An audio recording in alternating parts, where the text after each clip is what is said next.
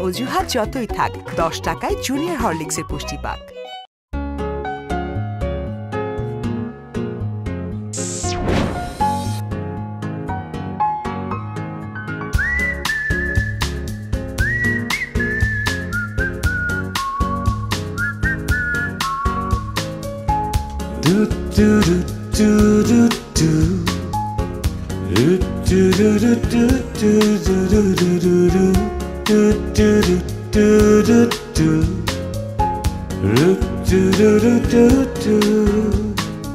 ও কৌতূহল চল নিয়ে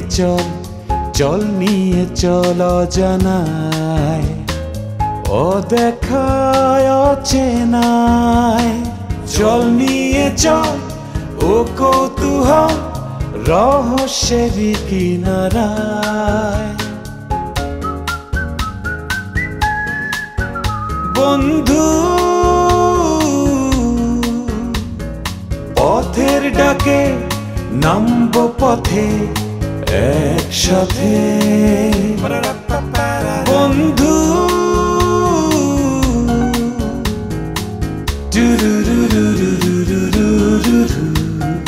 খুঁজে পাবো খুঁজে বিন্দু থেকে সিন্ধু স্বপ্ন আছে সাহস আছে আছে মনে আশা কিছু জিজ্ঞাসা নির্ভয় মন বন্ধু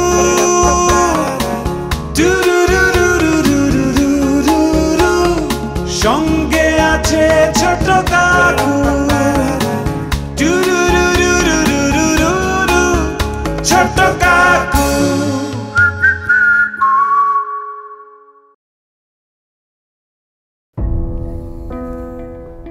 বোমাটা হোটেলের আশপাশে যে কোনো জায়গায় ফাটতে পারতো, কিন্তু ফাটানো হয়েছে যে ফ্লোরে আমরা থাকি সেই ফ্লোরে।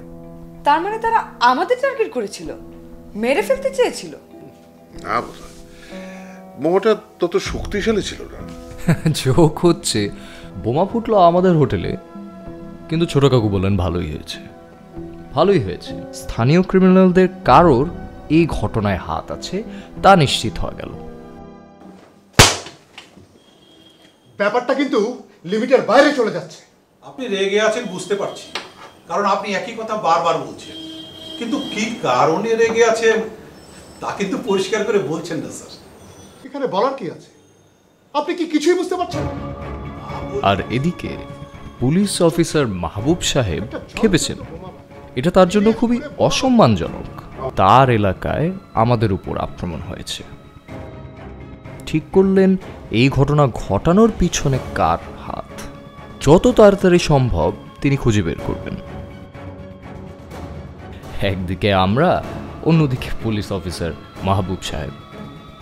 রহস্যের সমাধান ডাবল অ্যাকশনে দ্রুতই হতে চলেছে।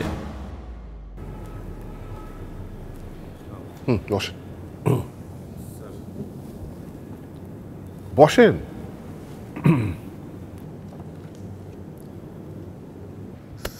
স্যার স্যার আমার কি দোষ স্যার?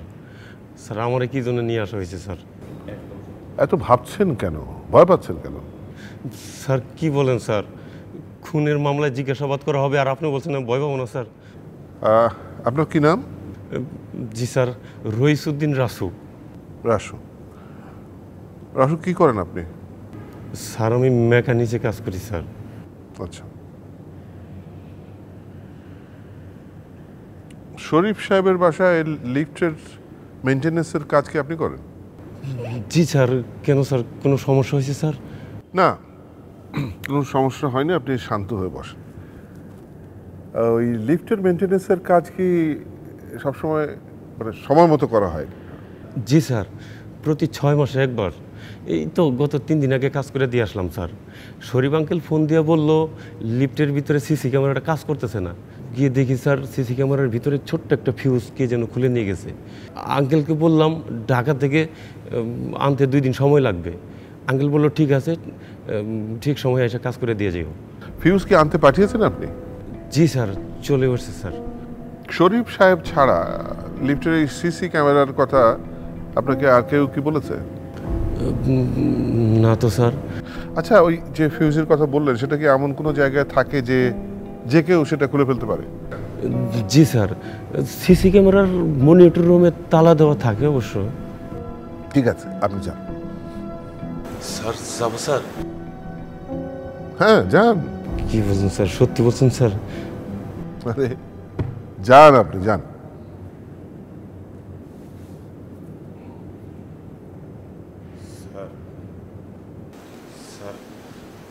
স্যার আমার নামে কোনো মামলা টামলা হবে না তো স্যার? বিশ্বাস করেন স্যার, আমি যা বলেছি স্যার একদম সত্যি বলেছি স্যার। ঘরে বাইরে সমান তালে গোয়েন্দাগিরি এগিয়ে চলেছে। লিফট মেকানিকের পর এ বাড়ির দারোয়ানকে জিজ্ঞাসাবাদ করা হবে। এরা জড়িত থাকতে পারে, হতে পারে ঘটনার সাহায্যকারী বা নির্দোষ। যেটাই হোক, ওদের কাছ থেকে কিছু তথ্য তো পেতেই হবে। লিফটের ভিতরে স্যার সিসি ক্যামেরার যে মনিটরের রুম স্যার, সেটা সবসময় তালা দেওয়া থাকে স্যার। স্যার ওই রুমের তালা চাবি স্যার স্যার স্টোর রুমে থাকে স্যার। স্যার মিনা স্যার খুনের আগের দিন স্যার দেখি সেখানে চাবি নাই, কিন্তু পরের দিন দেখি সেখানে আবার চাবি আছে আগের জায়গায়। স্যার সিসি ক্যামেরা নষ্ট তো স্যার, ওইটার সাথে এটার মিল থাকতে পারে স্যার। চাবি যেখানে থাকে সেটা কে কে জানে?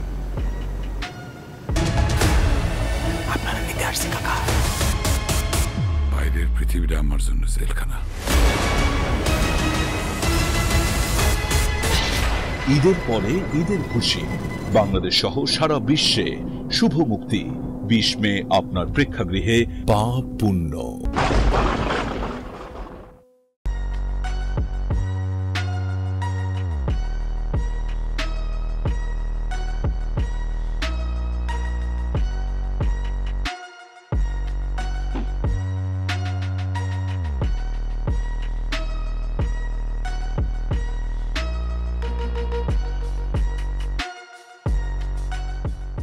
সেদিন বোমা ফাটল, এসএস চলে গেল নিচ থেকে। দেখা করতে এসে দেখা করেনি। পুলিশ অফিসারের প্রশ্ন, কেন? আমি বললাম, ও কিন্তু খুব নার্ভাস টাইপের। মাহবুব সাহেব হাসলেন শুধু। ছোট কাকু এসএসকে আলাদাভাবে জিজ্ঞাসা করতে চান।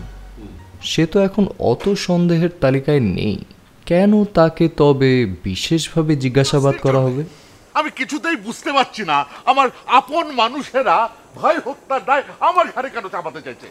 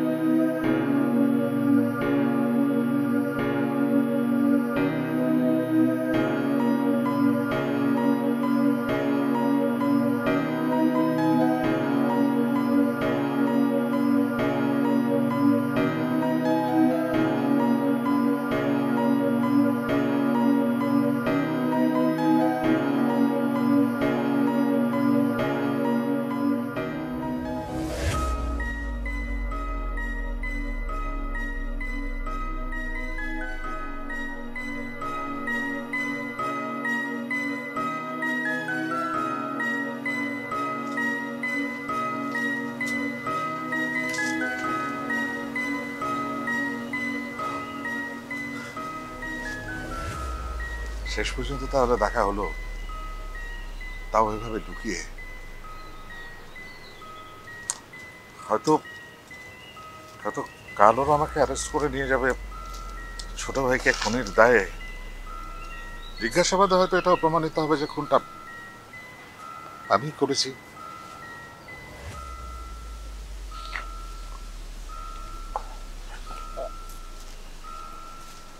তেমন কোনো কারণ কি আছে?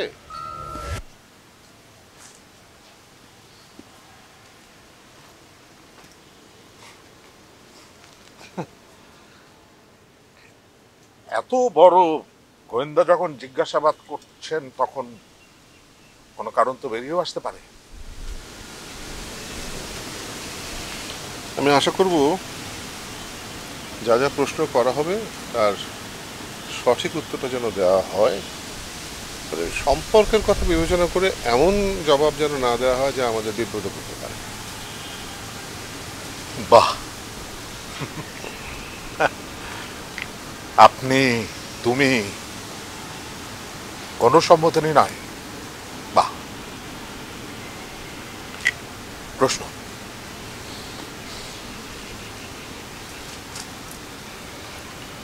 ছোট ভাইয়ের সঙ্গে সম্পর্ক কেমন? ভালো ছিল, মধুর ছিল, কোনো ধরনের বিবাদ ছিল না ছোট ভাই বড় ভাইয়ের মধ্যে। যতটা ভালো সম্পর্ক থাকার কথা তেমনটাই ছিল।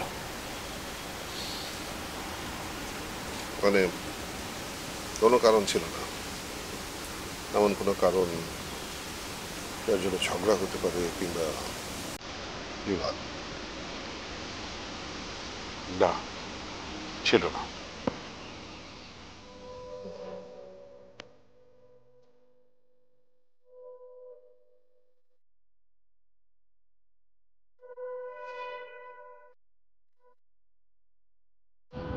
এসএসকে জিজ্ঞাসাবাদ করা হচ্ছে ওই বিল্ডিংয়ের বাইরে একটা নির্জন জায়গায়, কেউ যেন জানতে না পারে ব্যাপারটা।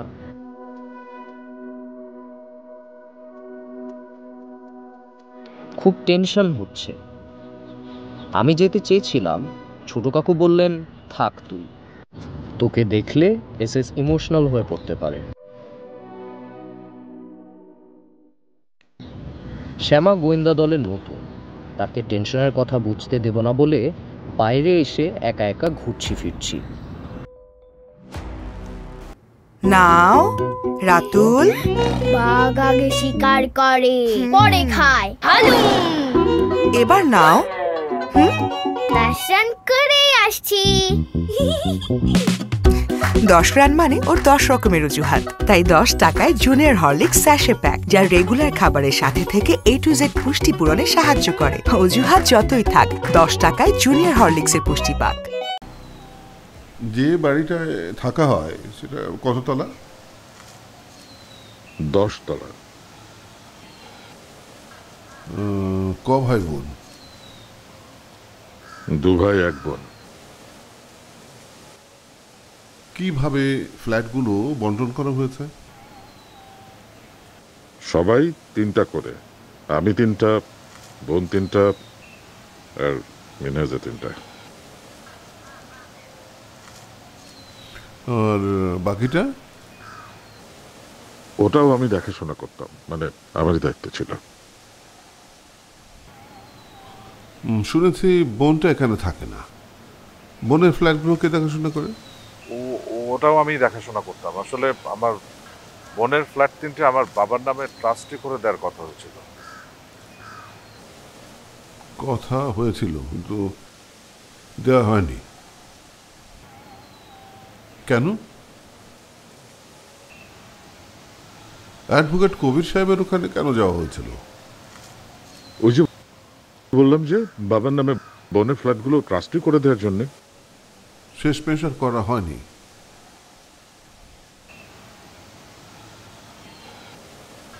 কারণটা কি?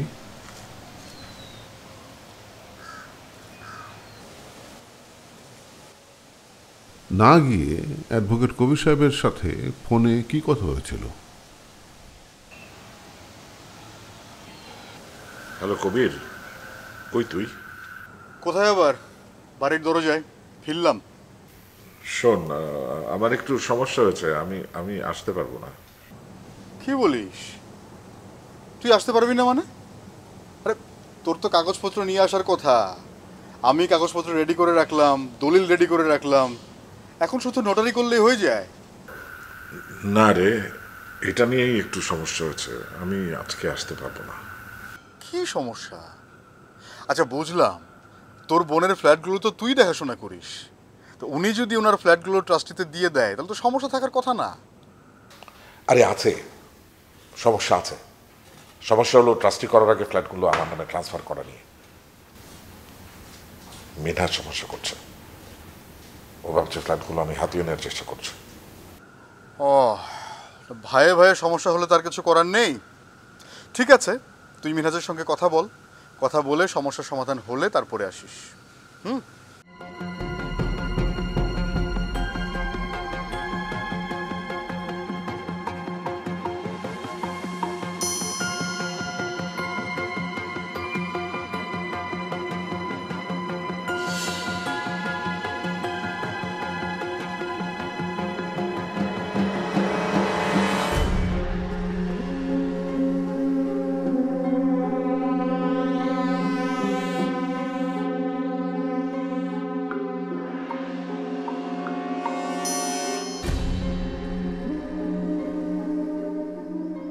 আপনি বিন্দুমাত্র আমাকে ডিস্টার্ব করেননি, বরং আপনার মতন এত বড় একজন মানুষ আমার সঙ্গে দেখা করতে এসেছেন।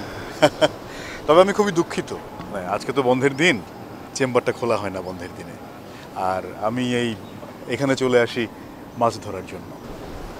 সরি, আপনার আজকের দিনটা খানিকটা সময় আমি দেব। না না, অনেক বড় সুন্দর জায়গা, অনেক বড় বড় মাছ পাওয়া যায়।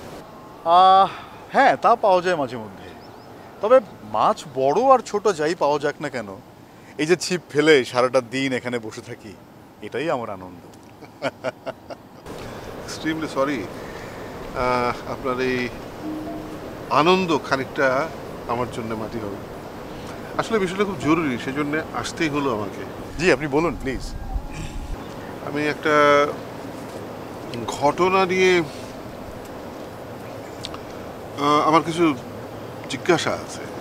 জি, আপনি বলুন প্লিজ। শরীফ সিঙ্গাপুরি। ও হ্যাঁ, শরীফ সিঙ্গাপুরি আমার বন্ধু। ওর এক ভাই তো কয়েকদিন আগে খুন হলো। ভীষণ দুঃখজনক। আসলে ওর এক বোন টরেন্টোতে থাকে, নাম সম্ভবত ফাতিমা।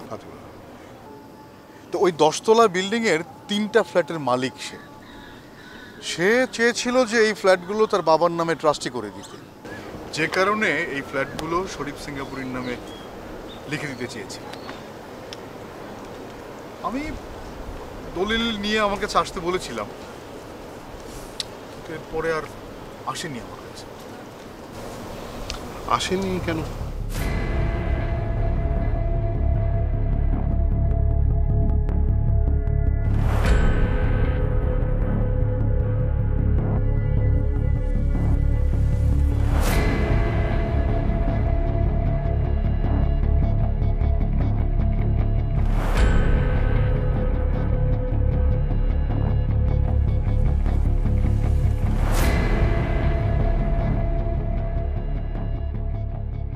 নাও রাতুল। বাঘ আগে শিকার করে, পরে খায়। হালুম। এবার নাও। দর্শন করে আসছি। 10 রান মানে ওর 10 রকমের অজুহাত। তাই 10 টাকায় জুনিয়র হরলিক্স স্যাশে প্যাক, যা রেগুলার খাবারের সাথে থেকে A to Z পুষ্টি পূরণে সাহায্য করে। অজুহাত যতই থাক, 10 টাকায় জুনিয়র হরলিক্সের পুষ্টি পাক।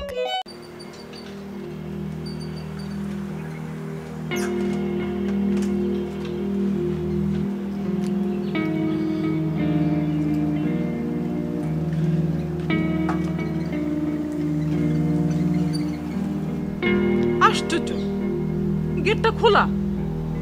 দারোয়ান, কেউ নাই। দারোয়ান গেল কই? দারোয়ান, এই দারোয়ান। আন্টি, আন্টি, আমাদের এখানে ছোট কাকু এসেছেন। ছোট কাকু? হ্যাঁ, ওই যে বিখ্যাত গোয়েন্দা, উনি আমাদের এখানে এসে সব কিছু দেখছে, লিফট দেখেছে। তো সবাইকে আসলে জিজ্ঞাসাবাদ করছে, তো আপনাকেও মনে হয় জিজ্ঞাসা করতে পারে। ওই যে ওই দিন টুটুল ছিল তো লিফটে, সেই জন্য। টুটুল লিফটে ছিল তো কি হয়েছে? তোমরা কিন্তু বেশি বেশি করছো, আর এরকম করলে কিন্তু আমি এই বাড়িতে থাকবো না। এটা কিন্তু একদম ঠিক হচ্ছে না। আন্টি, একটা মানুষ খুন হয়েছে। তো মানুষ খুন হয়েছে তো কি হয়েছে? এই যে দেখছো না গেটটা খোলা, এরকম গেট খোলা থাকলে যে কোনো লোক এসে খুন করতেই পারে। আন্টি, একজন খুন হয়েছে, কে খুন করেছে, কিভাবে খুন হয়েছে, এটা তো আমাদেরকে তদন্ত করে বের করতে হবে। আর এই জন্য তো উনি এসেছেন, যাতে সবাইকে জিজ্ঞাসা করে বের করতে পারে। বর্ষা, তোমার কথা শুনে মনে হচ্ছে খুনটা আমরাই করেছি না? আরে আমারও একটু বাচ্চা ছেলেকে খুন করতে পারে? আহা আন্টি, আমি তো আপনাকে এমন কিছু বলছি না। আপনি প্লিজ মাথাটা ঠান্ডা করেন।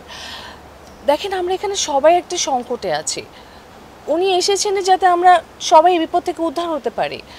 আমার মনে হয় যে আমাদের ওনার সাথে কথা বলা উচিত। Please aunty.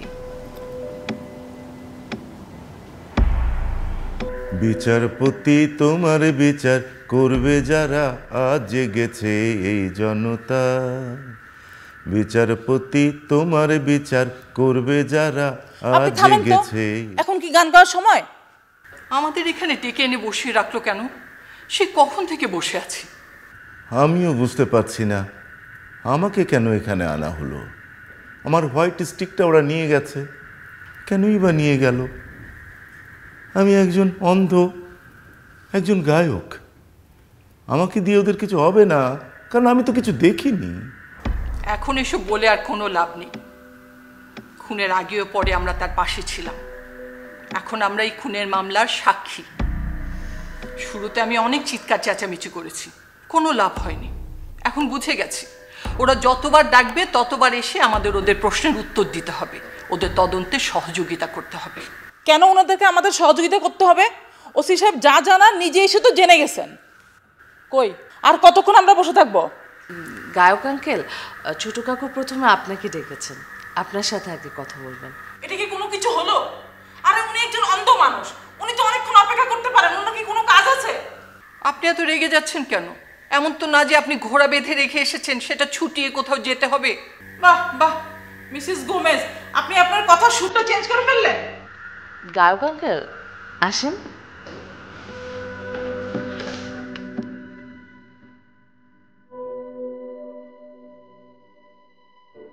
ও কৌতূহল চল নিয়ে চল, চল নিয়ে চল অজানায়, ও দেখায় অচেনায়।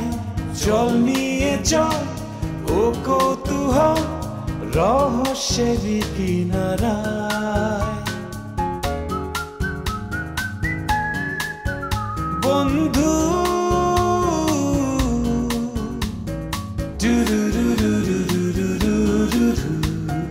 খুঁজে পাবো পাবো খুঁজে বিন্দু থেকে সিন্ধু। স্বপ্ন আছে, সাহস আছে, আছে মনে আশা, কিছু জিজ্ঞাসা। নির্ভয় মন বন্ধু,